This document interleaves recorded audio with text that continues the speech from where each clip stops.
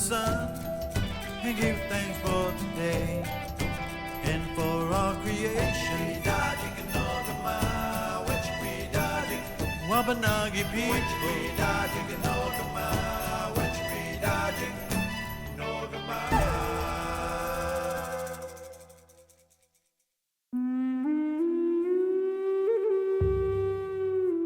Located in New Brunswick on the bank of the St. John River next to Fredericton, St. Mary's First Nation is a Maliseet community that has undertaken various business ventures with an entrepreneurial spirit.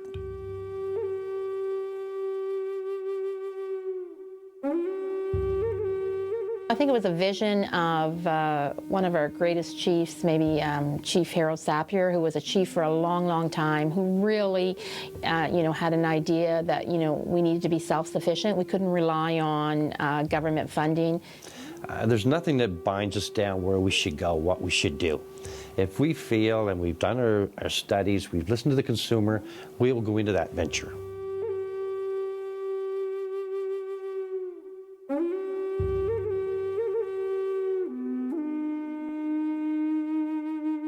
We are known as Wolastoqiyik people, and that means people of the river.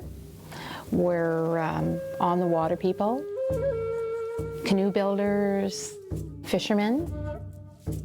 Our first community was along the shore of the St. John River, and then we moved up on the hill. I lived on the old reserve. Right in the middle of the reserve, they had a pump. We had to carry our water. We only had the 3 rooms. We only had 1 bedroom with 5 girls. Can you imagine? 1 bed. And we had a wood stove and oil lamps and an outside toilet. It was a cold house. I don't think they were insulated because on the bed we had blankets that high, homemade quilts. You'd have to heat with wood. Yeah. And my father, I remember when we lived up here, my father used to have to go out every day and go and get a load of wood in the wintertime with a hand sled. In the spring of the year, he would go trapping. He'd trap beaver and muskrat and all of that along the St. John River.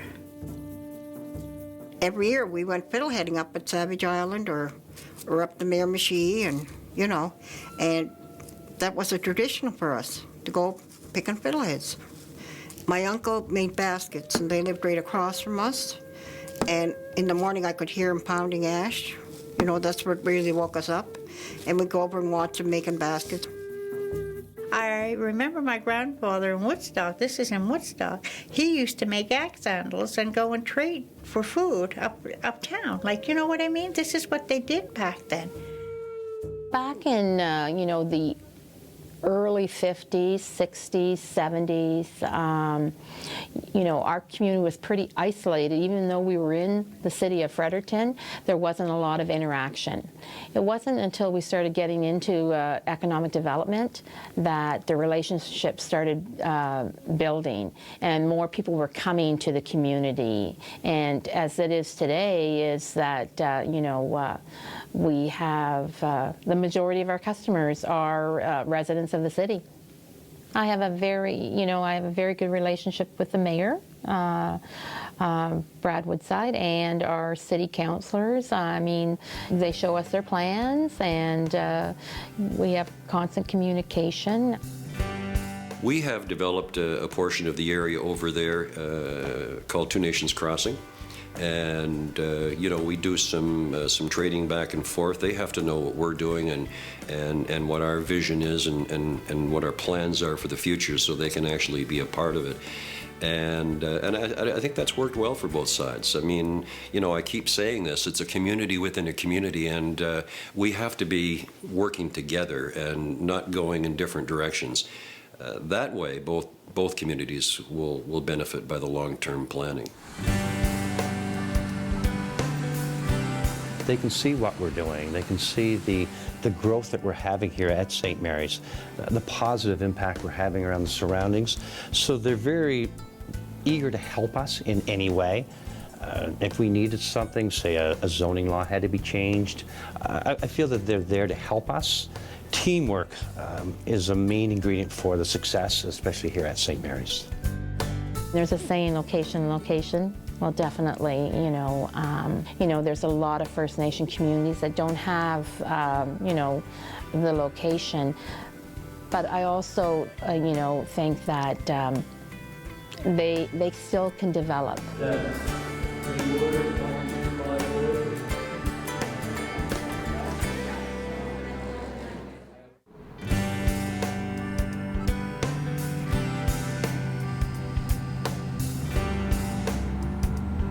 St. Mary's is involved in a lot of projects, the bingo hall, entertainment center. We have the supermarket, Lasting Impressions, which is an embroidery base shop. We have our 24-hour smoke shop. 24-hour gas bar that is full service. They pump the gas. We have an LPN course that is being taught here in the community. We have our Maliseet language program that's here in our community. We have a daycare.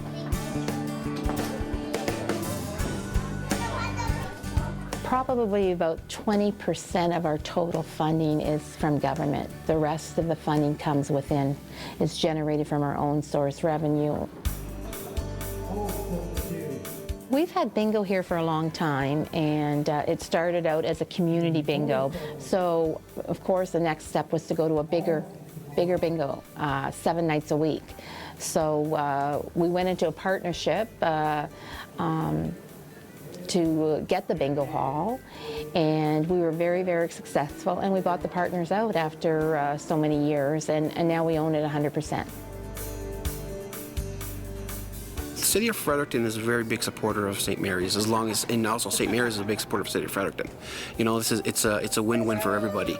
I bring tour buses in, we rent hotel rooms. We do a lot of sponsorships for high school, hockey, football. So we do our part. We bring bus tours from all land of Canada, right far as Sydney, Cape Breton, to Halifax, up north to Campbellton, sometimes in the States, St. John, Moncton, locally. We give away about $35,000 on our bingo madnesses, and that's every 6 weeks. We also have a Mega Bucks bingo, which is held twice a year. So we kind of are the biggest bingo land in Canada.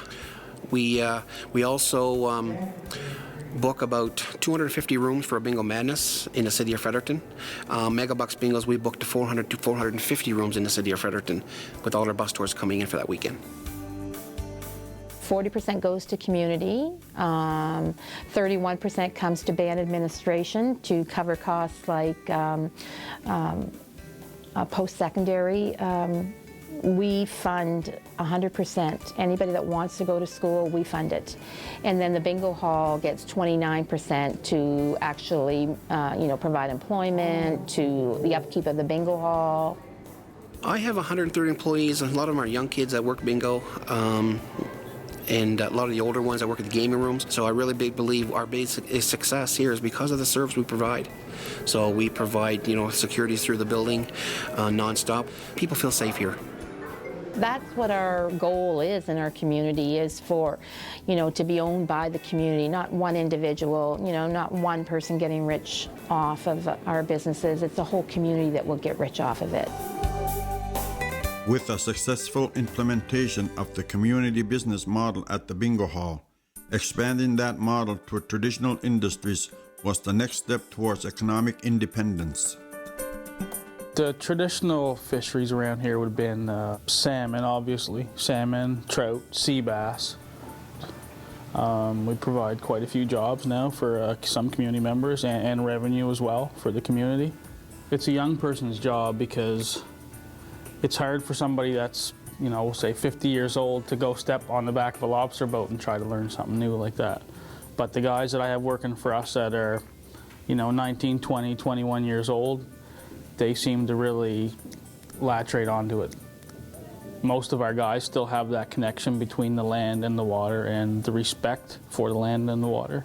We've been in the business in commercial fisheries for for a while now. Of course, looking around, where there's no water here to get lobster, so you know, we struggled. We had our challenges. Our people stretched along this river valley all the way to St. John Harbor, so that's where we would have had our shellfish harvesting going on down there. Being 90 miles away from where you're fishing, you know, community members not seeing it, and you know, there was a lot of wrinkles that we had to iron out. Without modernization and new tools and hydraulics and big boats, we wouldn't be able to even carry on the way we do today. You know, without modernization, we'd still be picking lobsters off the beach in the summertime. This past lobster season, we had 22 guys, including myself, fishing lobster. And that's the most workers we have from here at one time, you know. Outside of that, truck drivers, buyers, dockside monitors, we're probably employing, you know, 35 people. We have a great director now, and all of our workers, except some of the captains, are First Nation from here. So it's providing employment, and so we built up a very credible, you know, money-making business. We have 8 commercial fishing vessels. 5 of the 8 do lobster fishery, which is our main fishery here.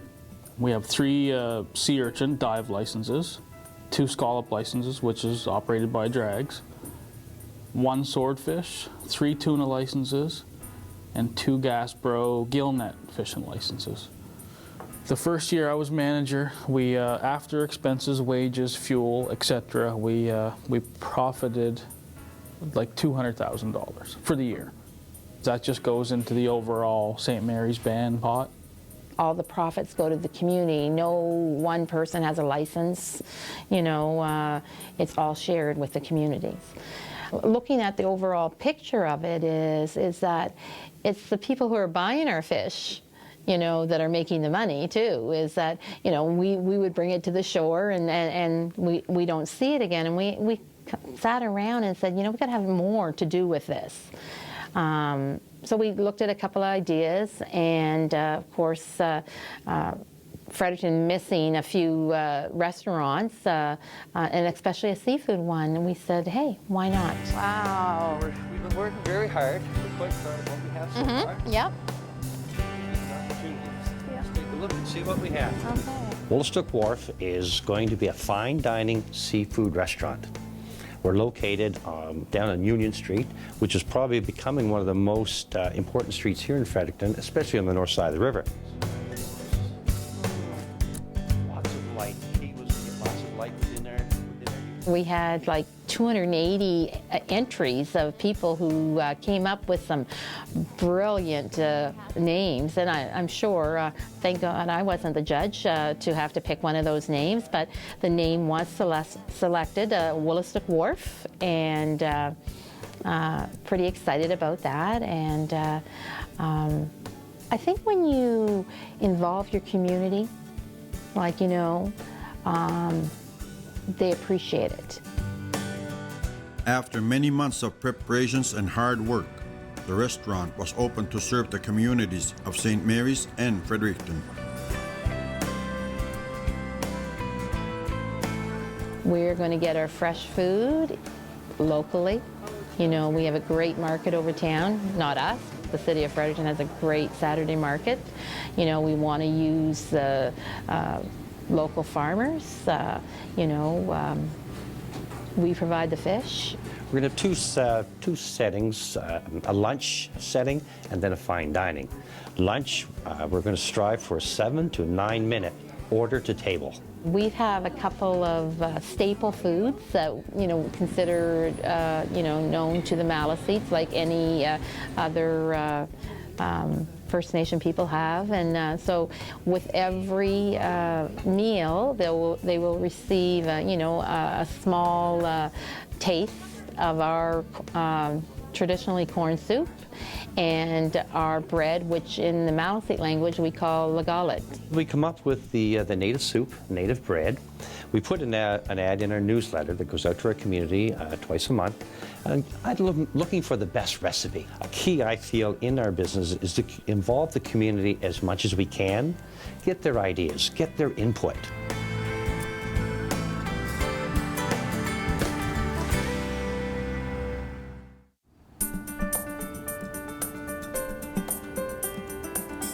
What we're trying to do is to become very self-sufficient within our businesses. We started off with a supermarket and a gas bar. From there we expanded. We now have a pharmacy here in the mall. We've taken the tobacco shop, which was involved in the supermarket, and divided it. The mall is called the SITANSIK Commercial Center.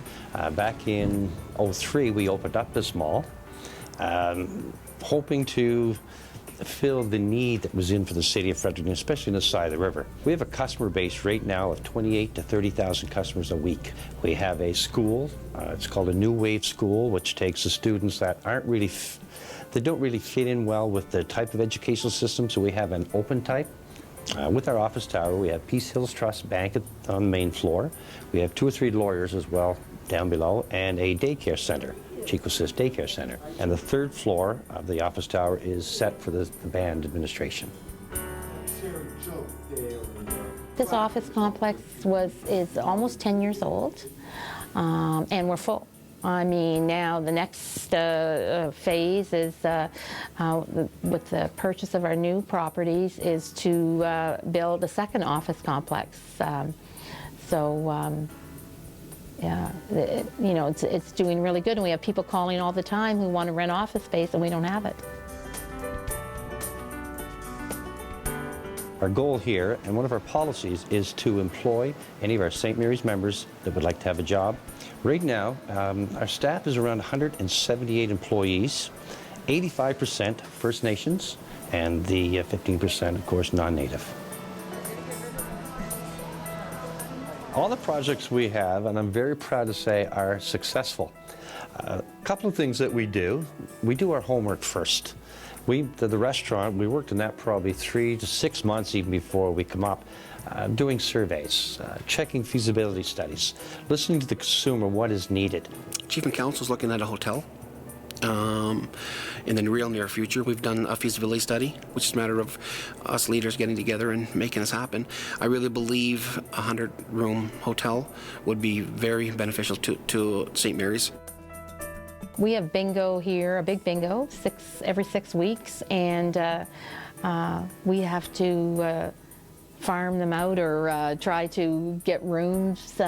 So we thought, hey, why not have it here? And you know, we have a rink close by, the Willie O'Ree rink, with hockey tournaments coming, and the North Side needs a good hotel.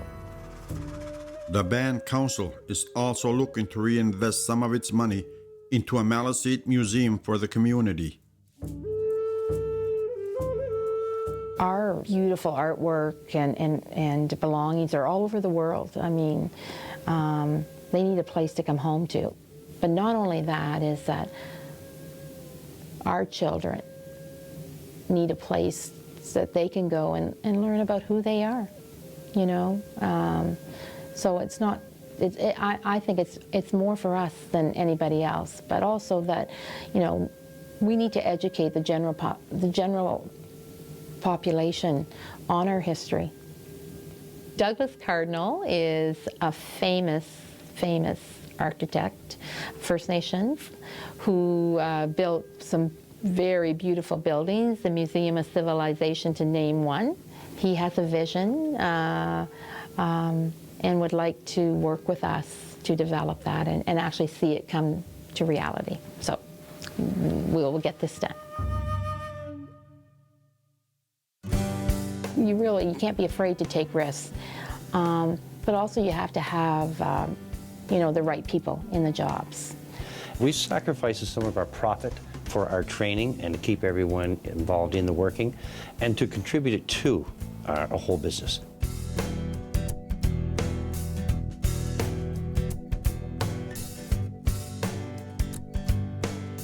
that is what our goal is at the end of it all, is that, you know, we want to provide jobs to City of Fredericton. I mean, they're doing a lot of business here. We want their people here working, but we also want our people to be in those manager jobs, and so they can feel good about themselves.